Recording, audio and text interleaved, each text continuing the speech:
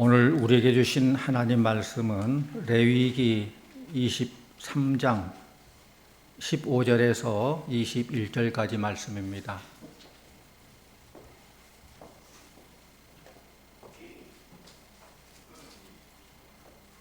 안식일 이튿날 곧 너희가 요제로 곡식단을 가져온 날부터 세워서 7 안식일의 수요를 채우고 7 안식일 이튿날까지 합하여 50일을 계수하여 새 소제를 여호와께 드리되 너희의 처소에서 10분의 2 에바로 만든 떡 2개를 가져다가 흔들지니 이는 고운 가루에 누룩을 넣어서 구운 것이요 이는 첫 요제로 여호와께 드리는 것이며 너희는 또 이 떡과 함께 1년 된 흠없는 어린 양 7마리와 어린 숫소 1마리와 순양 2마리를 드리되 이것들을 그 소제와 그 전제 제물과 함께 여호와께 드려서 번제로 삼을지니 이는 화제라 여호와께 향기로운 냄새며 또 숫염소 하나로 속죄제를 드리며 1년 된 어린 순양 2마리를 화목제물로 드릴 것이요 제사장은 그 첫 이삭의 떡과 함께 그 2마리 어린 양을 여호와 앞에 흔들어서 요제를 삼을 것이요 이것들은 여호와께 드리는 성물이니 제사장에게 돌릴 것이며 이 날에 너희는 너희 중에 성회를 공포하고 어떤 노동도 하지 말지니 이는 너희가 그 거주하는 각 처에서 대대로 지킬 영원한 규례니라. 아멘. 이 시간 최지혜 집사님 찬양해 주시겠습니다.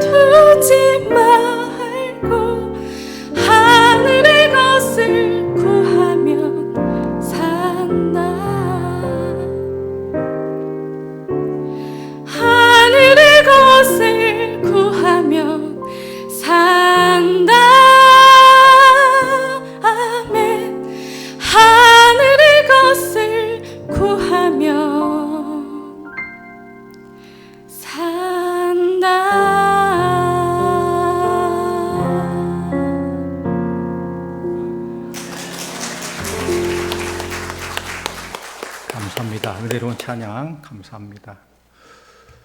오늘은 맥주 감사 주일입니다.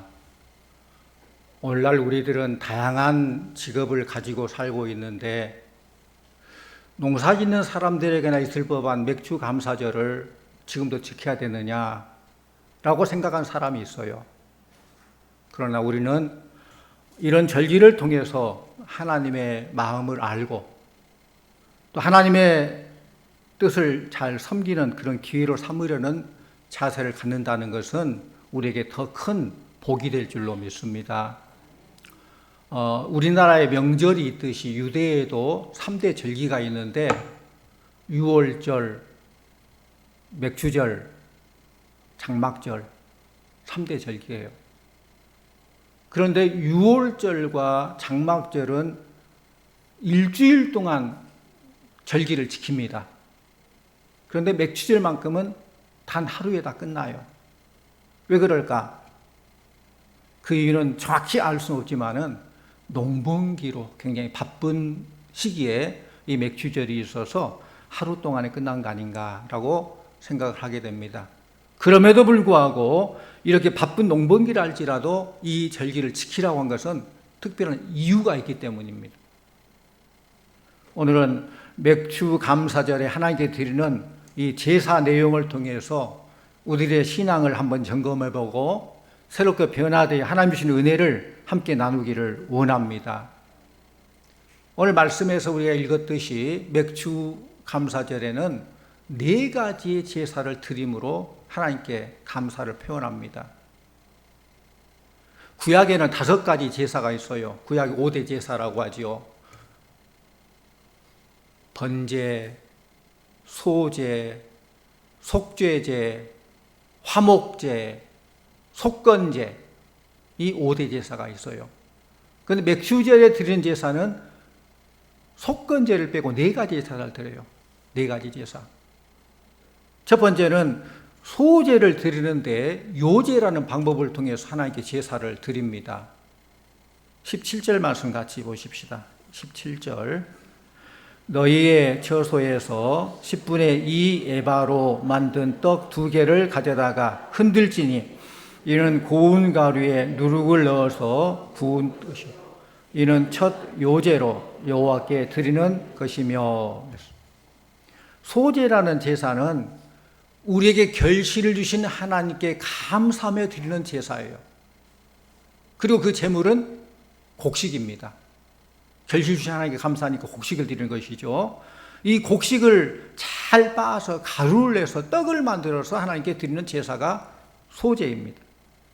그런데 이 소제를 어떤 방법으로 드리느냐? 요제라는 방법으로. 요제는 흔들 요자, 흔들어서 드리는 거예요.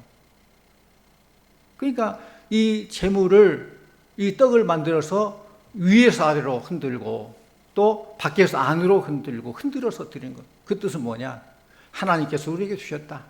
하나님께서 나에게 주셨다. 그런 뜻이에요. 흔든다는 것은 하나님 이것을 주셔서 감사합니다. 그런 표현입니다. 그래서 소제를 제사 드리는데 그 방법은 요제라는 방법을 통해서 제사를 드렸습니다.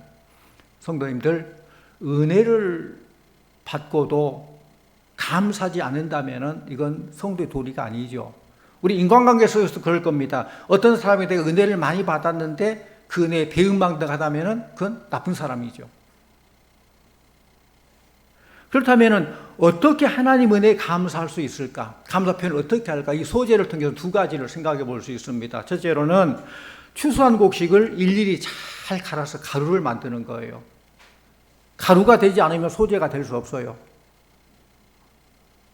밥과 떡의 차이가 뭐예요? 밥은 가루를 넣지 않고 그 곡식을 물을 붓고 잘 불을 떼서 찔 때에 밥이 되고 잘 갈아서 반죽을 해서 찌면은 떡이 되는 것이죠.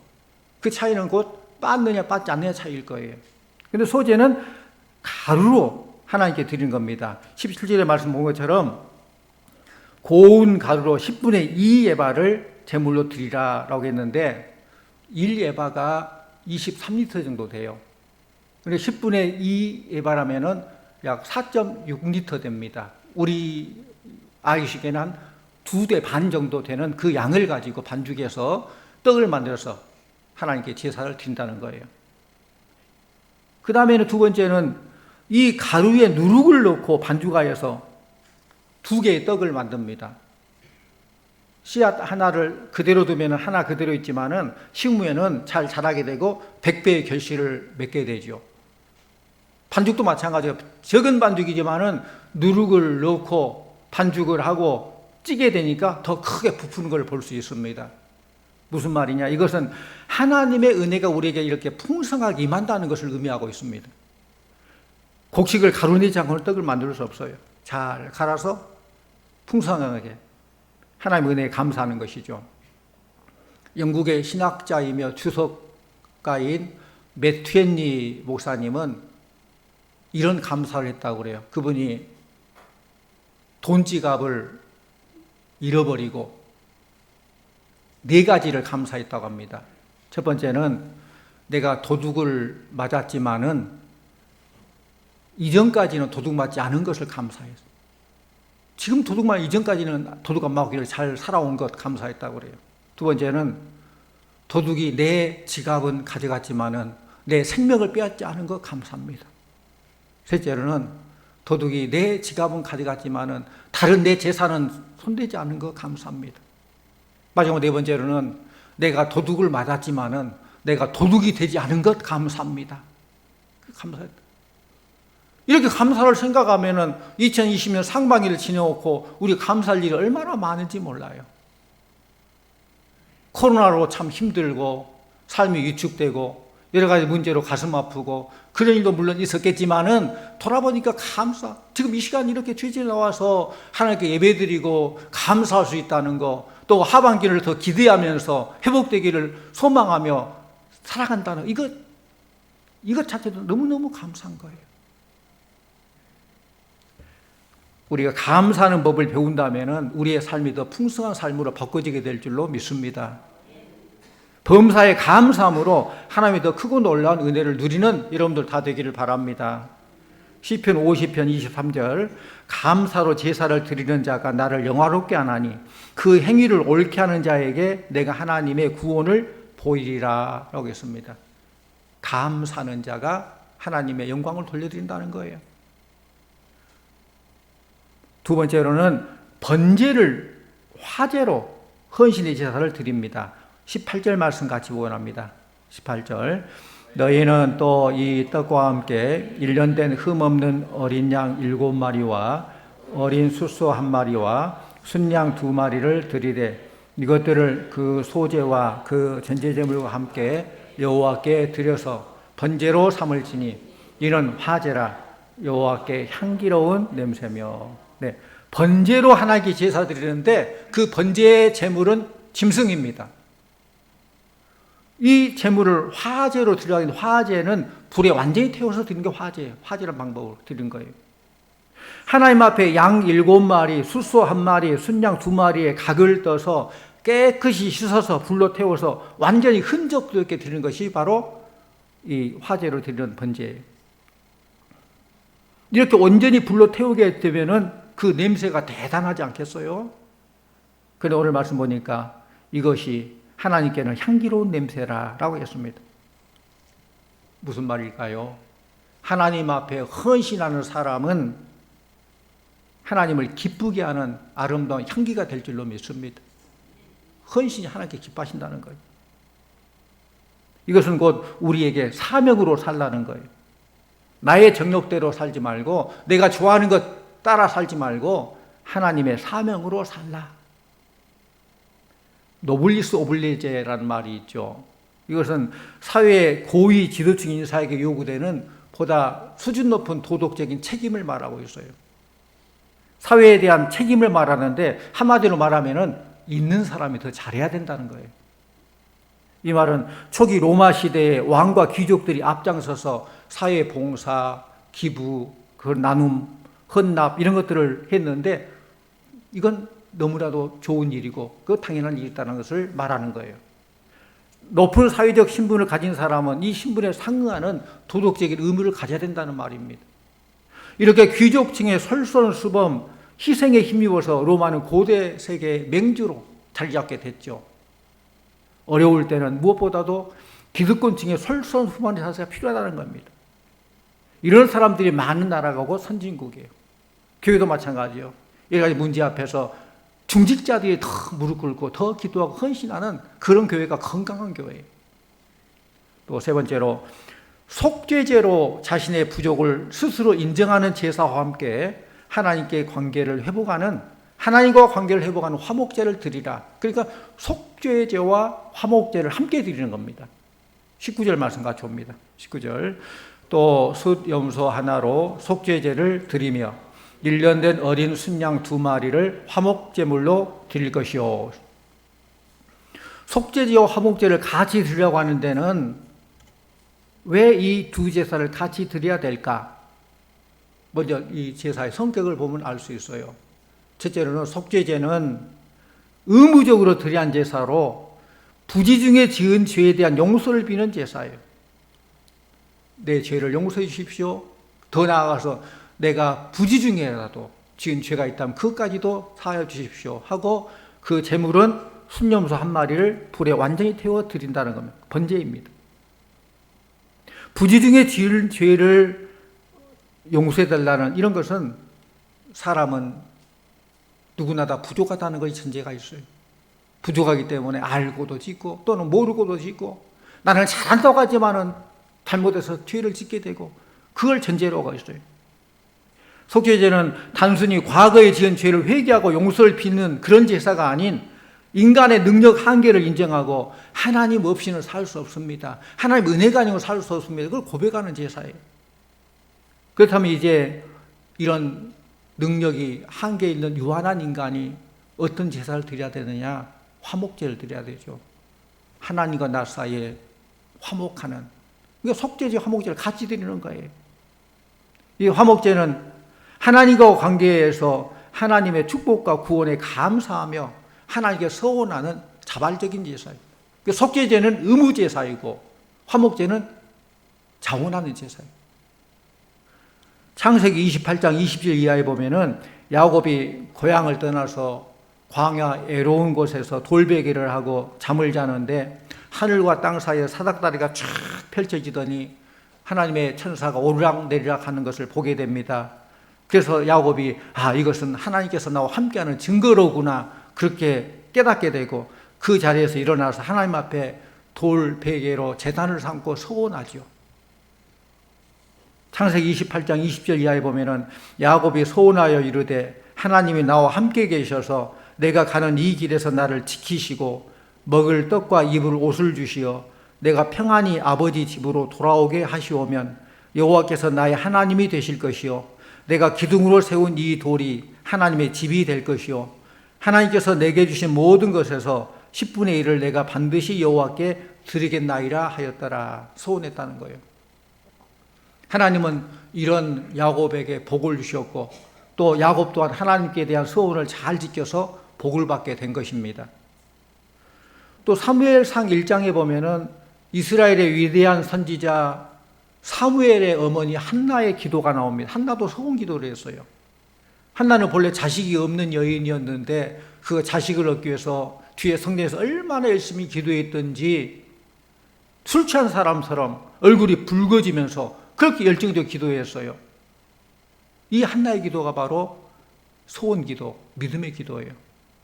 그런데 사무엘상 1장 11절 말씀 보면은 한나가 서원하여 이르되 만군의 여호와여 만일 주의 여종의 고통을 돌보시고 나를 기억하사 주의 여종을 잊지 아니하시고 주의 여종에게 아들을 주시면 내가 그의 평생에 그를 여호와께 드리고 삭도를 그의 머리에 대지 아니하겠나이다.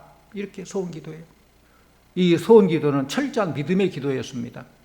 그런데 사무엘상 2장 7절 8절 말씀 보면은 여호와는 가난하게도 하시고 부하게도 하시며 낮추시기도 하시고 높이시기도 하시는도다. 가난한 자를 진토에서 일으키시며 빈궁한 자를 거름더미에서 올리사 귀족들과 함께 앉게 하시며 영광의 자리를 차지하게 하시는도다 그랬어요. 이 기도는 내가 가진 것이 없어도 하나님께서는 할 수 있다라는 그런 믿음의 기도예요. 하나님은 태의 문도 열어주셔서 자식도 줄 수 있는 분이 하나님이고 가난한 자를 올려주신 하나님이고 빈궁한 자를 영화롭게 하는 하나님, 모든 게 하나님의 손에 있다는 그런 믿음의 기도예요. 한나는 소원한 대로 아들을 주신 사무엘을 하나님께 바쳐서 성전에서 잘 자라게 하여서 선지자가 되게 했어요. 이후에도 하나님은 한나의 태를 열으셔서 우리가 그 후에는 잘 모르지만은 사무엘 이후에 5남매를 더 주셨어요. 사무엘만 준 게 아니라 5남매를 보너스 더 준 거예요. 사무엘상 2장 21절 말씀 보면은 여호와께서 한나를 돌보시고 그로 하여금 임신하여 세 아들과 두 딸을 낳게 하시고 아이 사무엘은 여호와 앞에서 자라니라. 사랑하는 성도님들, 우리가 늘 부족하지만은 하나님께서 힘 주시면은 승리하게 될 줄로 믿습니다. 하나님께 해 주셔야 돼요. 화목제는 부족한 인생이 하나님의 은혜로 인생을 살기를 바라면서 믿음으로 드리는 기도요, 하나님께 바쳐진 인생으로 살겠다는 그런 약속의 서원제입니다. 서원제는 절대로 억지로 하는 게 아니라 자원에 사는 거예요. 또 속죄제를 통해서 인간의 약함과 부족함과 죄를 지을 수밖에 없는 죄인이기 때문에 우리는 하나님의 복을 받을 수 없습니다. 그렇기 때문에 나의 신앙조차도 하나님께서 지켜주시기를 바라면서 화목제를 함께 드린다는 거예요. 그러니까 속죄제, 화목제 함께 드리는 거예요. 예수님의 제자를 보면은 참 3년 동안 예수님과 함께 다니면서 동고동락하면서 직접 예수님께서 가르친 그 말씀을 받지 않습니까? 그런데도 불구하고 예수님이 십자가 못 박히게 되자 그 자리에서 도망쳐버리고 맙니다. 그뿐 아니라 부활하신 예수님을 처음에는 알아보지도 못했습니다. 그러나 주님이 용서해 주셨고 기도 중에 성령 충만을 받고 난 후에 비로소 주님의 귀한 일꾼이 될 수 있었다는 거예요. 왜 갑자기 제자들 얘기가 나왔을까요? 우리 여기서 맥주절을 통해서 알 수 있는, 또 우리가 알아야 되는 새로운 사실 하나는 구약의 맥주절을 무교절 첫 이삭을 드린 날부터 50일이 되는 날이라고 해서 오순절이라고도 해요. 이 오순절 날에 성령이 임했다는 것은 우연일까요? 성령님이 누구입니까? 하나님의 영으로 우리와 함께 계셔서 성도를 가르치시고 도와주시는 그 하나님의 영이고 성령이에요. 성도는 하나님의 영으로 일할 수 있고 하나님의 영으로 능력을 행할 수 있는 것입니다. 제자들은 하나님의 성령이 힘입어서 귀신을 쫓아냈습니다. 마태복음 12장 28절 말씀 보면은 내가 하나님의 성령을 힘입어 귀신을 쫓아내는 것이면 하나님의 나라가 이미 너희에게 임하였느니라. 이 하나님의 영이 오순절 날 기도하는 제자들에게 임하셨다는 거예요. 이 성령이 오신 날이 바로 교회가 생긴 날이요, 이 성령을 받은 자들이 바로 성도들인 것입니다. 고린도전서 3장 16절 너희는 너희가 하나님의 성전인 것과 하나님의 성령이 너희 안에 계신 것을 알지 못하느뇨. 로마서 8장 9절 누구든지 그리스도의 영이 없으면 그리스도의 사람이 아니라. 빌립보 4장 13절 내게 능력 주신 자 안에서 내가 모든 것을 할 수 있느니라. 하나님의 사람은 누구나 하나님의 영이신 성령의 도움 없이는 아무것도 할 수 없다는 거예요. 우리 20절 말씀 같이 보십시다. 20절 제사장은 그 첫 이삭의 떡과 함께 그 2마리 어린 양을 여호와 앞에 흔들어서 요제를 삼을 것이요 이것들은 여호와께 드리는 성물이니 제사장에게 돌릴 것이며. 예. 화목제물은 하나님께 드리는 성물로서 첫 이삭으로 만든 떡과 2마리 어린 양을 요제로 드린다는 것은 하나님께로부터 받은 것을 의미하는데 하나님께서는 이것을 제사장에게 주라라고 했어요. 제사장에게 돌릴 것이며, 이것은 화목제의 성격상 하나님께 소원하는 사람이 하나님께서 세우신 제사장의 도움을 받아서 그렇게 하기 때문에 그것을 인정하고 제사장에게 돌아가라, 그런 뜻일 것입니다. 그렇다면 우리는 맥주 감사제를 어떻게 지내야 될까, 지켜야 될까? 우리 21절, 마지막 21절 같이 봅니다. 이 날에 너희는 너희 중에 성회를 공포하고 어떤 노동도 하지 말지니 이는 너희가 그 거주하는 각 처에서 대대로 지킬 영원한 규례니라. 아멘. 지난 시간을 살게 해주신 하나님의 은혜에 감사하고 이제는 온전한 헌신하겠다는 서약을 하고 혹시 부지 중에 내가 죄를 지었다면 그 죄까지 용서해 주십시오. 이런 마음으로 맥주 감사를 지내야 돼요. 나는 이렇듯 죄를 지을 수밖에 없는 부족한 사람임을 고백하고 하나님 뜻대로 살겠다는 그런 의지를 보여주는 날이 바로 맥주감사절입니다. 오늘 우리가 하나님에게 진정으로 하나님의 사랑을 증거에 받고 있지만 나도 하나님을 사랑합니다, 사랑하는 걸 보여주는 그런 예배가 돼야 됩니다. 중요한 사실은 이 속죄제를 제외한 소제, 번제, 화목제 이 모두가 다 자원제라는 거예요. 강제로 꼭 드려야 되는 것이 아니라 스스로 자원해서 드리는 제사예요. 속죄제만은 의무이지만은 소제, 번제, 화목제는 자원제입니다. 이 말은 우리가 감사 제사는 드릴 수도 있고 드리지 않아도 되는데 우리 하나님께서는 내가 하나님을 사랑합니다, 나는 하나님밖에 없습니다, 그런 고백을 하나님은 듣고 싶어 하신다는 것입니다. 데살로니가전서 5장 18절 범사에 감사하라, 이는 그리스도 예수 안에서 너희를 향하신 하나님의 뜻이니라 라고 했습니다. 하나님께서 원하시는 것은, 하나님의 뜻은 우리가 범사에 감사하는 거예요. 범사는 말 그대로 모든 일이에요. 좋은 일만이 아니라 때로는 나쁜 일, 힘든 일까지도 합쳐서 범사가 되는 거예요. 그래서 우리는 좋은 일에는 감사하기 쉽지만은 힘들고 어려운 일은 감사하지 않죠. 그러나 우리 하나님께서는 범사에 감사라고 했어요. 그게 하나님의 뜻이라고 했어요. 또 두 번째로는 하나님께 드릴 제물을 준비해야 됩니다. 제물은 마음의 표시요 믿음의 표시입니다. 제물이 있는 곳에 내 마음도 있다라고 했습니다. 감사는 말로만이 아니라 행동으로 또 삶으로 물질로 표현돼야 됩니다. 그게 진정한 감사예요. 고린도후서 9장 11절 말씀 보면은 너희가 모든 일에 넉넉하여 너그럽게 연보를 하면 그들이 우리로 말미암아 하나님께 감사하게 하는 것이라 라고 했습니다. 우리 자녀들이 부모에게 효도할 때에 자식들이 부모님에 대해서 자기를 낳아주심에 대한 감사한 마음이 있어도 여러 가지 핑계로, 바쁘다는 핑계로 여러 가지 핑계를 대면서 찾아보지도 아니하고 연락도 안 하고, 그렇다면 그건 진정한 감사가 아니에요. 감사한 마음이 물질로, 몸으로 표현돼야 됩니다.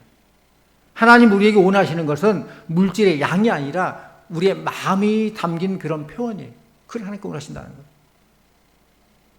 오늘 이 제사법을 통해서 곡식을 드리는 소제, 소와 양을 잡아서 불태워 드리는 번제, 또 죄 용서를 구하는 속죄제, 양을 잡아 흔들고 제사장의 몫이 되게 하는 화목제, 이 제물과 같이 우리도 우리의 것 중에서 물질을 드릴 때 우리의 소유는 모두가 하나님 주신 것이라는 그런 고백이 있어야 돼요.